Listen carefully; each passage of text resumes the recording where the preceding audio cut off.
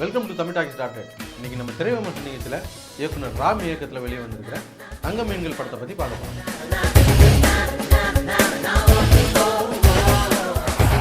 தங்க மீன்கள் இந்த படத்துடைய கதையை பற்றி பார்த்தோம்னா, தன்னுடைய பொண்ணு எதை ஆசைப்பட்டாலும் இல்லைன்னு சொல்லாமல் வாங்கி கொடுக்கணும் அப்படின்னு நினைக்கக்கூடிய ஒரு அப்பா. ஆனால் யதார்த்தம் என்னென்னா, எதையுமே வாங்கி கொடுக்க முடியாத பொருளாதார சூழ்நிலை தான். பொண்ணு எப்படின்னா, படிப்பு பிடிக்காது, டீச்சரை பிடிக்காது, எதை எடுத்தாலும் தன்னுடைய அப்பாவே சார்ந்திருக்கக்கூடிய ஒரு சூழ்நிலை. இவங்க ரெண்டு பேருடைய வாழ்க்கையில் ஒரு குறிப்பிட்ட காலகட்டத்தில் நடந்த சம்பவங்களுடைய கோர்வை தான் இந்த படம். இப்படியான ஒரு சூழ்நிலையில் வெளியூரில் வேலை பார்க்குற தன்னுடைய அப்பாவுக்கு ஃபோன் பண்ணி, என்னுடைய பிறந்த நாள் அன்றைக்கி வோடோஃபோன் விளம்பரத்தில் வரக்கூடிய நாய் வேணும் அப்படின்னு அந்த பொண்ணு கேட்குது. அவரும் நான் கண்டிப்பாக வாங்கி தரேன் அப்படின்னு சொல்கிறாரு. அவர் நினச்சிக்கிட்டு இருக்காரு அந்த நாய் ஒரு 1000-2000 தான் இருக்குன்ட்டு. அதை போய் விலை விசாரிக்கும் போது தான் தெரியுது அது 25,000 ரூபான்னு. இப்படியான சூழ்நிலையில் இந்த நாயை வாங்கி கொடுத்தாரா இல்லையாரா அப்படிங்கிறது தான் இந்த படத்தோடைய முடிவு. என்னடா இது கதையை கேட்டால் படம் கடும் வறட்சியாக இருக்கும் போல் இருக்குது அப்படின்லாம் நினைக்காதீங்க. திரைக்கதையில் சுவாரஸ்யப்படுத்தியிருக்காங்க. ஒரு சீனில் கூட போரெல்லாம் அடிக்காது. படத்தில் ஒரு நல்ல மெசேஜ் கூட சொல்லியிருக்காங்க. மெசேஜ் சொல்கிறேன்னு சொல்லி உட்கார வச்சு பாடமெல்லாம் எடுக்கல, யதார்த்தமாக சொல்லியிருக்கிறாங்க.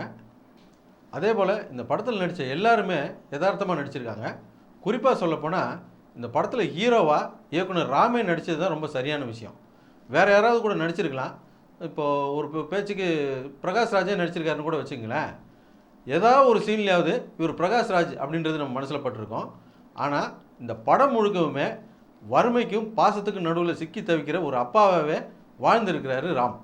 அதே போல் இந்த படத்தில் குழந்தையாக நடிச்சிருக்கிற சாதனா, தாத்தா பூராம், ரோகிணி, பத்மபிரியா, ஷெல்லி எல்லாருமே ரொம்ப நல்லா நடிச்சிருக்காங்க. இந்த மாதிரியான கலைநயமான படங்களுக்கெல்லாம் இளையராஜா மியூசிக் அடிச்சிருந்தால் ரொம்ப நல்லா இருந்திருக்குமே அப்படின்னு நமக்கு நினைக்க தோணும். ஆனால் இந்த படத்தில் அப்படி ஒரு நினைப்பே தோணாத அளவுக்கு யுவன் சங்கர் ராஜா நல்லா மியூசிக் போட்டிருக்காரு. அதே போல் இந்த படத்துடைய இன்னொரு ப்ளஸ் பாயிண்ட்டு அரவிந்த் சாராவுடைய ஒளிப்பதிவு தான்.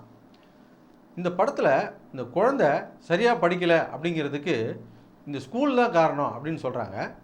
இந்த ஸ்கூலில் படிக்கக்கூடிய மற்ற பிள்ளைங்களாம் ஒழுங்காக தானே படிக்குது, அப்படின்னா இந்த குழந்தை மேலே தானே ஏதோ தப்பு இருக்குது, அல்லது இந்த குழந்தைய சரியாக வளர்க்கலை அப்படின்னு தானே எடுத்துக்க முடியும் அப்படின்ற கேள்வி இந்த படத்தை பார்த்து ரசித்த எல்லாருடைய மனசுலையும் இருந்தாலும் இந்த படம் எல்லாரும் பார்க்க வேண்டிய படம் அப்படின்னு தான் சொல்கிறாங்க.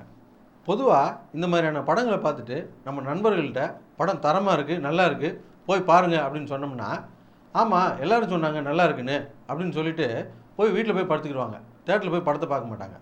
ஆனால் பெரிய நடிகர்கள் நடித்து பெரிய விளம்பரத்தோடு வரக்கூடிய படத்தை நம்ம போய் பார்த்துட்டு நல்லா இல்லைன்னு சொன்னால் கூட இவங்க போய் பார்த்துட்டு வந்துட்டு, ஆமாம் படம் நல்லா தான் இல்லை அப்படின்ட்டு இவங்கெல்லாம் எப்போ தான் திருந்த போகிறாங்களோ, நல்ல படமே எடுக்க மாட்டாங்களா அப்படின்னு சொல்லி இவங்களை திட்ட ஆரம்பிச்சிருவாங்க.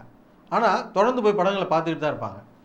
இதுக்கு காரணம் என்னென்னா, அப்படியே பழக்கப்பட்டு போயிடுறாங்க, அந்த பழக்கத்துக்கு அடிமையாகவும் ஆயிடுறாங்க. இதுக்கு வேடிக்கையாக ஒரு கதை இருக்குது. ஒருத்தன் மனநல மருத்துவர்கிட்ட போயிருக்கான். டாக்டர், எனக்கு டெய்லி கெட்ட கெட்ட கனவாக வருது டாக்டர் அப்படிங்கிறான். அப்படியா, என்ன கனவு வருது அப்படின்னு இருக்காரு. நான் டெய்லி நைட்டு தூங்கும்போது கனவில் கழுதைங்க கூட ஃபுட்பால் மேட்ச் விளையாடுற மாதிரி கனவு வருது டாக்டர். டெய்லியாக வருது அப்படின்னு இருக்காரு. ஆமாம் டாக்டர், டெய்லி வெவ்வேறு கழுதைங்க கூட மேட்ச் ஆடுற மாதிரி கனவு வருது டாக்டர் அப்படின்னு இருக்காரு. சரி, அப்படின்னா இந்த மாத்திரை எடுத்துங்க, டெய்லி 3 வேளையும் 4 மாத்திரை சாப்பிடுங்க, இது சரியாக போயிடும் அப்படின்னு இருக்காரு. சரிங்க டாக்டர், நாளையிலேருந்தே இதை ஸ்டார்ட் பண்ணிடுறேன் அப்படின்னு இருக்கான். ஏன் நாளையிலேருந்து, ஏன் இன்றைக்கே ஸ்டார்ட் பண்ண வேண்டியதானே அப்படின்னு இருக்காரு டாக்டரு. இல்லை டாக்டர், இன்றைக்கி ஃபைனல் மேட்ச் இருக்குது அப்படின்னு இருக்கான். எப்படி இருக்கு பாருங்கள் இவன் கதை. இவன் பிரச்சனை என்னன்னு இவனுக்கு தெரிஞ்சு போச்சு, அதுக்கு மாற்று வைத்தியம் என்னன்னு தெரிஞ்சு போச்சு, அப்புறமும் போய் ஃபைனல் மேட்ச் விளையாண்டு வரேன்ட்டான் பாருங்க. நாம் மாற்றம் வேணும் அப்படின்னு நம்ம நினச்சோம்னா இந்த மாதிரியான மாற்று சினிமாக்களுக்கு ஆதரவு கொடுக்கணும். எங்களுடைய நிகழ்ச்சிகள் உங்களுக்கு பிடித்திருந்தால் உடனுக்குடன் கண்டு மகிழ கீழே உள்ள சப்ஸ்கிரைப் பட்டனை அழுத்தவும். எங்களுடைய நிகழ்ச்சிகள் உங்களுக்கு மிகவும் பிடித்திருந்தால் உங்களுடைய நண்பர்களுக்கு ஷேர் செய்யவும். நன்றி, வணக்கம்.